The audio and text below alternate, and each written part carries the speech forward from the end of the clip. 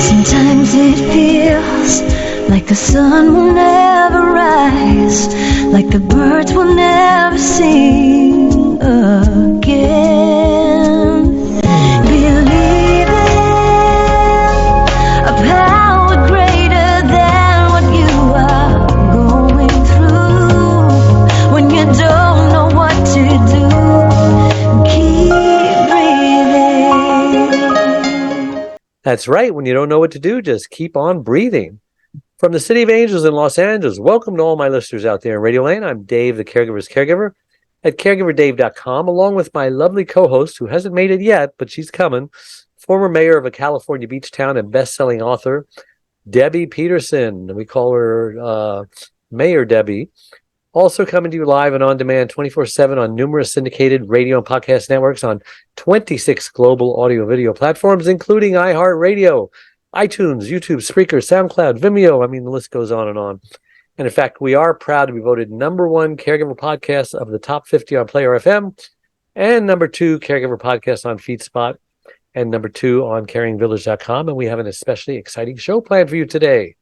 Nancy and Robert Rugart well, I'll talk about Nancy first. She's a survivor of stage 4 ovarian cancer and I have trouble with this word. Metastatic. Thank you. I was putting that syllable on the wrong syllable. Metastatic brain cancer. And I hope I'll never learn how to pronounce that word because it would mean it's too close to me. Among other traumatic events, as a wellness and relationship coach, she's helped hundreds of people navigate life's challenges and opportunities through individual sessions, group seminars, and as a guest speaker.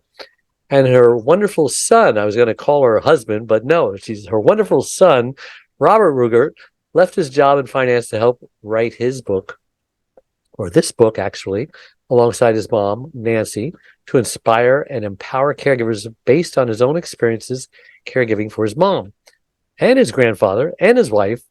And during Nancy's cancer journey, Robert shared his gifts of playing piano and singing, making theirs the most popular ward in the hospital. It goes to show how music can heal the soul. And so before we get to the show, I do want to thank my last week's guest, Shamika Baptist. She's the author and inspirational speaker behind The Strength Within. She is a young woman that grew up in the foster care system, and she shares her story of resilience in hope of providing others the courage to persevere in life, regardless of the trials and tribulations you're facing. And just a reminder, you can watch or listen to that interview and all our interviews, including this one here, at caregiverdave.com, our website, or any of our other 26 global audio and video platforms that I mentioned earlier. Okay, enough of that. Welcome to the show, Robert and Nancy. Thank you. Hey, I always like to ask my guests just who is Robert and Nancy Rugart and why were they placed on this earth? We'll start with Robert first. Why were you placed on this earth, Robert? Why was I placed on this earth? I love teaching people things and I love helping people. I just love introducing people to new things and like finding out what people love to do. Those are my favorite things. I try to do it as often as possible. I did it, during my mom's cancer journey, during my wife and grandfather's cancer journeys as well. I play piano for them, play them the songs that they love to hear, the songs that they love to sing along to. I, make cocktails for people. I just like whatever things I enjoy, I like sharing with others and hope that they do the same for me. And I'm going to jump in. We rock climb together, and Robert naturally, it doesn't matter who is around, he will find someone, whether young or old, and help them where they're at. And just innately, he gives them wonderful feedback and cheers them on, and such a natural cheerleader. And you'll see them get to the top, whether they thought they could or not. And it's remarkable. He doesn't realize he just does it all the time. So it's a gift. And I wish everybody is watching the video as opposed to the audio, because the love that you have in your eyes when he was speaking and you're just talking and just beaming, a mother's love. Yes. And so, Nancy, why don't you take your turn and tell us, why was Nancy put on this earth? Dave, I believe I was meant to be on this earth to help people become the best selves. I really love it to meet people where they're at and find out what it is that's their obstacles in the way and where they want to be, and discover where they want to be, and help them and scaffold. I love using scaffolding. I have my master's in education and a reading specialist degree. And I've always found that no matter where you are in life, it's always lovely to have someone being your cheerleader and helping you see your story and how far you can go. So that's what I love. Amen to that. Yeah. So let's get to some of the questions here. How do we ask for help, not just for your warrior, but also for yourself? And we're talking about caregivers, because my audience are burned out caregivers who have trouble asking for help. They have trouble putting their needs first and all that stuff. But before I do that, I want to ask the question, because I don't think I've ever had a son and mother caregiver relationship on the show before, believe it or not. I'm sure it happens, but it must. Yeah, but they've never written a book together and so on. How did this, let's start with how it is that you needed a caregiver and how it was that your son stepped up to the plate. Great. My story began in fall of 2015, and I had a super life. I was busy and active and doing my wellness and relationship coaching and traveling and biking, and everything was great. But I realized in 2015 that something was wrong with me. I was dealing with a lot of constipation, pain in my abdomen. And so I contacted my OBGYN of 25 years and asked for an emergency visit. And he ran a couple tests, found nothing wrong, and announced me healthy. And I hate when they do that. Yeah, so do I. 7 months forward, I'm still struggling with pain. Haven't shared with anyone, my children, no one, what I'm really going through. And the summer of 2016, I turned to a friend and I said, I've got to go to the ER. Something is wrong with me. And the ER doctor on call did a little test and said, I'm discharging you. You're fine. And I finally said, let's work together. Something's really wrong with me. He did a CT scan for me and gave me the diagnosis of ovarian cancer. So why did it take pushing to get it done? I mean, the insurance companies don't want to pay for a CT scan. CT scans are they're a little bit dangerous. There's a lot of radiation involved in them because it's a bunch of X-rays. So they are dangerous for the average person. And ovarian cancer doesn't often show up on ultrasound, unfortunately. And so they ran the normal tests that they have, ultrasound and pap smear and stuff like that. And nothing came up because it's not going to most of the time. And I'd like to jump in and say, this is one of the things we open with my book is, they call ovarian cancer the silent killer. And I wonder if just that no one's listening. Yeah. So. I wonder what the reason is why it doesn't show up in a ultrasound. And if that's the case, why in the world do they do an ultrasound? And whatever risk. I mean, I've had several CT scans because I've had surgery on my ankle, and we keep trying to see if bone is growing. So, I mean, one ultrasound isn't going to kill you because it's just a little bit of radiation and so on. And I mean, who knows how much radiation we're getting outside in the real world. So True, why do they depend on an ultrasound if it doesn't really work? I would guess that it catches. I would guess that it catches other things. I mean, they clearly do catch other things. I'm not a doctor though, so well, see, I'm a businessman, and I choose to be skeptical and cynical and say it's because they don't want to pay for a CAT scan. It's absolutely because they don't want to pay for a CAT scan. We don't want to bash the insurance companies here, but But while we've got the time, that's another show. Okay, well, we got off track here. Did I? A little bit. You answered my question, right? So yeah, I think so. Okay. So and then the second part, how is it that recently diagnosed with, because did you have a family? Did you have a wife? I mean, did you have a life of yourself? You were in the financial industry. I had a wife. I was a trader at a hedge fund for a decade. Did it do well, by the way? I did well enough to take some time off to write this book. He wasn't full-time caregiver when I had ovarian cancer, but he has taken off and helped me write this book. That's full-time. I was a caregiver for a long time. For a long time. long time. I can't get over how young you look, Nancy. I mean, I'm doing the math now. You would have to be in your 60s, and you just don't look that. You are just so amazing, Dave. I just am so grateful. While we're asking ages, how old is your son? I'm 33. 33. I'm 61. So oh my God, she told the truth. I always do with my age. Are you kidding me? I am so proud of it. My wife is 79 and she's proud of it. She brags about it. Love to people, that. And I'm 69 because she robbed the cradle when I was 21 and she was 31. And that's great. We look good too. She doesn't look. I mean, she still kind of looks like that picture there. Oh, yeah, awesome. And I still look like this. And people tell me I don't look like 69, but they're. No.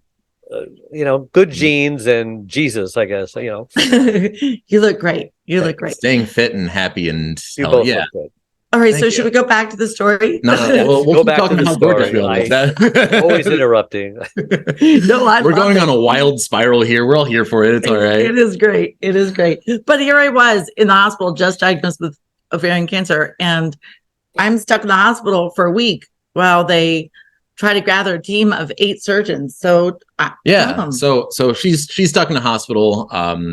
She has such an intense cancer. Like her cancer ranged from like her pelvis all the way up to the bottom of her diaphragm and her lungs, and she needed a lot of surgeons to get involved. I think she had stage 1, 2, 3, 4. This was late stage 3 cancer. That later we found out was actually stage 4 when it metastasized to her brain a few years later. So what does your doctor say when he says, "Oh, oops, guess I missed it"? You could have been getting treatment 7 months earlier. You know what? Really gets mad. It does. What I've learned though is that in order to move forward, you got to let things go. Yeah, that's true. Yeah. My wife wouldn't have had a stroke if they would have just, done the right thing and checked for this and checked for that and give her the clot busting drug. But you can't cry over spilled milk. Everything happens for a reason. You move forward. Yeah, we're here now, moving forward. So she's stuck in a hospital room for a week while her surgeon gathers a team of other specialists, and it's this white, pristine, like not friendly room at all. Whirs, beeps, and clicks and stuff like that from all the machines. And here's this, wonderful woman who is at her very sickest, lying in pain in a hospital bed, and it just doesn't feel like a healing environment. So my sisters and I got to work trying to make it a more welcoming space. We brought in some plants from her home, grabbed some of her favorite possessions, her blanket and pillows, and this old Tigger stuffed animal that she's had since she was 5. That is, looking very loved, let's say. And it still wasn't quite enough. It was a lot, but it wasn't enough. And I decided that the thing that was bothering me the most about the room was the noise. Just it sounded like that stereotypical sound that whenever you're watching a movie and someone's on their deathbed or something, it's that noise just constantly. Like I said, whirs, beeps, clicks, all of those noises that you associate with life-saving devices that make you feel like you're about to die, I guess. And that was something that I really wanted to fix. So I decided that was the thing that I could fix. I've been playing piano since I was 3-ish. And singing, I sing a cappella and stuff like that. And I can bring my gift to this room. Wow. Very talented. I bet they loved you in the hospital ward. Yeah. So my dad and I went to a local music store, called them up on our way. They were closing. We're like, "Hey, we need to make a last minute purchase. We're just going to come in and buy a piano and leave." I'm like, "Okay, we can stay open for a half hour for that." We grab an electric piano, confidently march it through the halls of the hospital, just people staring at us as we go, and just walk it into a room. And for the next week, I played piano for 4 hours a day, sometimes more. And I think it was amazing. You could see her demeanor improve. You could tell that she felt like fighting more. I would like to say it's one of the greatest gifts of my life. I was I had a lot of ascites, and they had to give me 2 more procedures before the big operation. And I was done. I was super depressed, to say the least. As you said, you're sitting there angry and you can't believe that this is what you've been put through for 7 months when no one gave you the information that they should have ran the test. And bringing in those pillows and bringing in the blankets and bringing in my Tigger, and then having music fill the air, and having, doctors and nurses joined in to sing with us. And it wasn't just me. They were saying that all the patients they were the happiest they've been. And we were like the most popular ward in the whole hospital, really, truly. But, that's a gift a caregiver can give. And I'd love you to share if you don't mind, like, we discussed this before, like, what if someone isn't a singer and doesn't have a piano to bring listen to me, I said hotel because that's what it felt like, but into the hospital room.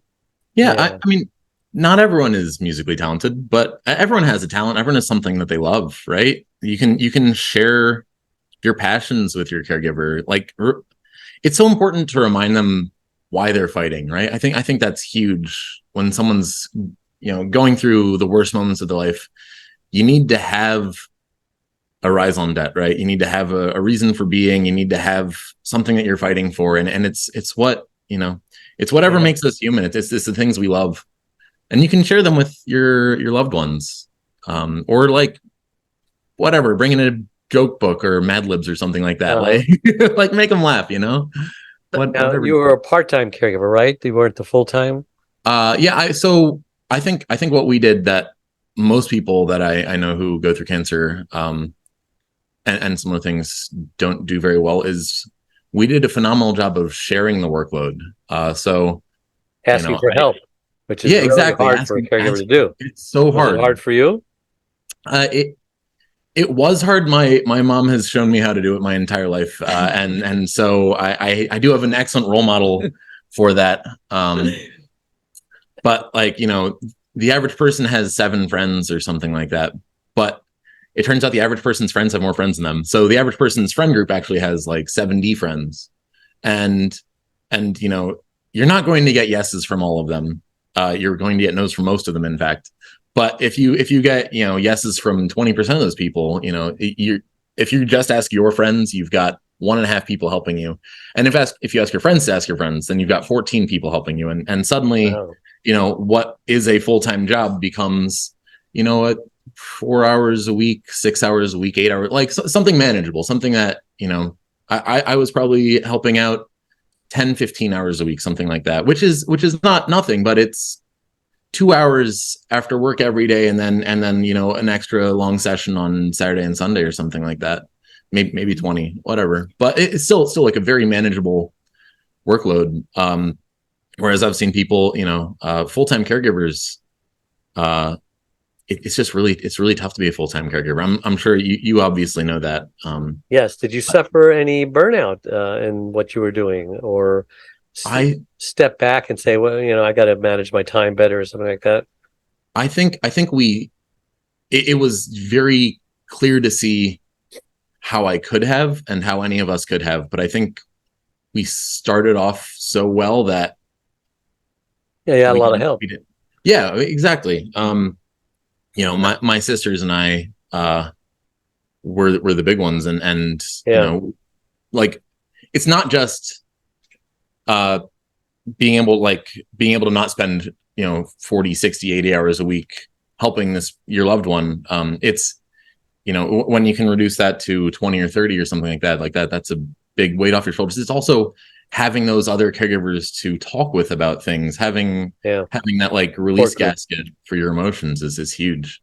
So many caregivers tell me that when I say, well, have you asked for help? Say, nobody will help me, and they just have this mindset that they've tried to ask and nobody will help them. Their siblings won't help them, their friends won't help them, their church won't help them. Are they doing something wrong? I mean, is there a way to ask for help? How do you ask for help? I'd like to jump in because his sisters, my daughters, were phenomenal caregivers as well. And for instance, 2 things about that. I'd like to say that when one of my daughters, who's going through law school at the time, she actually volunteered She changed her schedule so she had Wednesdays, because I had to have chemo sessions every single Wednesday for months on end. So she changed her schedule and she volunteered to help me on Wednesdays do chemo sessions. And, that meant sometimes that was about a 10, 12-hour time for her to come in from the city and then get there and then wait. And then your infusions can be 5 hours. I mean, it's the whole day and night. But what she would say to me was, okay, you need to find someone when I'm not available. You need to find that person who's going to come in for me. And that gave me a great idea. And then my other daughter said the same thing. She goes, I can help you with this, but you need to find someone. I'll help you with your finances. You need to find someone who's going to do this, this, this, and this. And I think that what I was taught right away was you guys had actual tasks that they asked their friends to help them with. So it was more like, okay, I can't do that, but this is going to be your task. And that's going to be your task. Great point. It's a great point. Yeah. So humor is very important, right? Absolutely. You did things like wig parties. Explain that and other ways that you just keep the atmosphere light. Best thing. The wig party was awesome. So obviously going through cancer is a very expensive experience. We were complaining about health insurance earlier, and they deserve all the flack they get. But they don't cover important things. So like wigs, I think your insurance was going to cover 2 of them. Yeah. And 2 wigs lasts at most 4 months. Everyone's different. I was determined to look good every day, thanks to my caregivers insisting on it. So I wore them. And by the way, one of my dear friends, one of the first times she put on a wig, she wasn't thinking about it. She opened up the oven door and her wig caught on fire. So, you just, the insurance coverage, I mean, they never think about, oh, wait, real life experiences. Right. What do people need? And then also catheters. So she had to catheterize because, she had a tremendous amount of work done on her bowels. And the insurance company covered 4 catheters a day. My insurance company covered 4 a day. Now try that with UTIs from your ostomy and after chemo sessions. Right. So there's so much out-of-pocket expenses. So right. What we did was my sisters and I, we went to a bunch of local salons and borrowed wigs from them and had mom try all of them on and took pictures of her in them. And then we threw a party where we had all of her friends and, family and stuff like that. And caregivers. And all the caregivers. We got together, which first off was a great way for all of us to, reconnect, make us feel like we were, part of a larger cause. I think that's something to rewind really quick.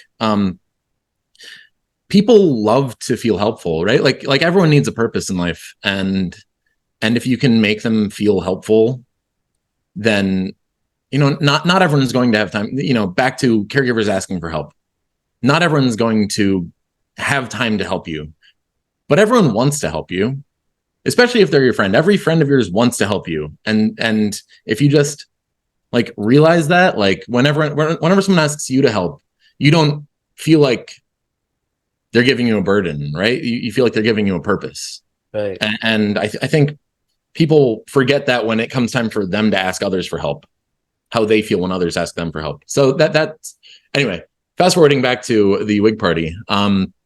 We got all these people together who have this purpose of helping my beautiful mother here, recover from her awful surgeries and everything and chemo and everything like that. And we got them together and had all these pictures of mom in wigs. She was supposed to attend. Unfortunately, a last-second infection kept her in the hospital, which was a classic trope of her cancer. And we had them vote, throw in $1 bills into whichever whichever picture that they wanted and vote for the wigs that we would end up getting from mom. People were voting on what look they wanted her to have. If they wanted her to be a redhead or a blonde or brunette or have a rainbow colored, whatever. So which one won? Yeah, which one did win?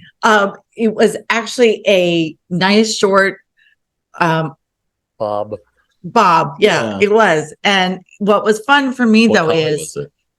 It was in between. It was like a a reddish tone. Yeah. It wasn't very blondish. It wasn't the all out. They liked it, but you didn't, apparently. No. Just the opposite. What was so much fun is I was moving on to say, I actually wore it. When I wore it, it was in itself healing. I mean, it just brought back the most incredible memories. I was so sad when I had to throw it away, but I'd used it too much. It's actually, what I found out afterwards is everyone found humor in the whole thing of like, they got to decide what wigs I would buy. They didn't see it at all as a, we're going to give mom or a friend of ours, or it was a huge group, towards Nancy's, care. It was more that the caregivers, I think they told me later, they felt immobilized. They felt empowered together. Like you're saying, I think that it gave them more strength because they had a lot more giving they had to do after that. I struggled a lot. Yeah. Well, you guys had a marathon with me. Yeah. I can't believe how fast our time is going today. I do want to ask about the book. What did you think about that made you write the book, and what do you hope to accomplish, and what do you hope people will get out of it? Thank you so much. I wrote this book not how I survived or endured, but how the lessons that I learned from my caregivers and through the cancer journey, and how I believe that the lessons, if I had not done and learned the lessons I learned from my caregivers, I definitely would not have survived. And we're trying to, and I'd love you to jump into, is we're hoping to make any journey for the patient, a survivor, a caregiver, a little bit more optimistic, a little bit more peaceful, a little bit more empowered, and yes, hate to say it, a little bit more fun, because that's what I will say, that I feel like I was the luckiest. And I mean, I was given a lifespan chance of surviving 5 months after my metastatic brain diagnosis, and I'm 5 years, and I could die tomorrow, and I recognize that because of seizures and such. But they've made me enjoy every moment of my journey, as horrific as it was. And they really did bring in fun and laughter. And I hope everyone it's a very short book, will read it. And it's also so much from the caregiver's point of view. Awesome. I think it gives great ideas for the caregiver, for any caregiver. Yeah. This book, it's evolved a lot since we started it. So what it started as, I think, was mostly just trying to tell her story. She's met a lot of people in the past 5 years, and she's a real chatterbox, as you can tell. And people love hearing her story. And so many people have said, oh my goodness, you have to write a book. And eventually it just became, okay, well, then we may as well. I'd been in my career in finance for a decade, as a trader at a hedge fund, and I was no longer particularly inspired by what I was doing, and wanted to give back. And so I thought, I'll help her write this. We can tell her story together, and hopefully it'll be cathartic for her. And it absolutely has been for both of us. But over time, it has evolved from just her story into the lessons that she learned, the lessons that all of us caregivers taught her, and the lessons I learned as a caregiver for her, and that my sisters learned as well. I think it, like she said, it is a pretty quick read. It's our Word document, something like 70 pages. Mm-hmm. And how can people get a hold of that book, and how can they get a hold of you if they want to talk to you or ask questions? Our website is becomingthebestyou.com. That's the letter U, Becoming the Best You. And the book is Becoming the Best You While Watching Your Life Go Down the Drain. The Lessons Cancer Taught Me. Yeah. Oh. Yeah. Well, it's going to be out in just a few weeks, so we look forward to. Can't wait. Yeah. It's been a joy having both of you on. You're both so lovable and cute. And so thanks for coming on the show. We really appreciate it. And I want to thank all my listeners for tuning in every Wednesday out there, and for making us the #1 caregiver podcast on the internet. So until next week, same time, same channel, may God richly bless you all. Bye-bye. Dave Nasani, the caregiver's caregiver, has just released his 6th book entitled It's My Life Too, Thrive to Stay Alive as a Caregiver. It was specifically written for caregivers who know they should be putting their needs first, but just don't know how. Dave is the sole caregiver to his wife, Charlene, since 1996. He knows firsthand what caregivers are going through, because he is one. He now speaks all across the country, offering caregivers his amazing caregiver support package. Even the airlines tell us that in the event of an emergency, to put your oxygen mask on first, before you help your child with their mask. They know that those who don't heed their advice often black out, thus becoming unable to help either themselves or their child. And caregivers are exactly the same way. It's My Life Too, Thrive and Stay Alive as a Caregiver will help caregivers who are neglecting their sleep, diet, and social life and learn to put their needs first. Pick up your copy today or buy one for your special caregiver, on sale everywhere and at caregiverdave.com. Sometimes it feels like the sun will never rise, like the birds will never sing.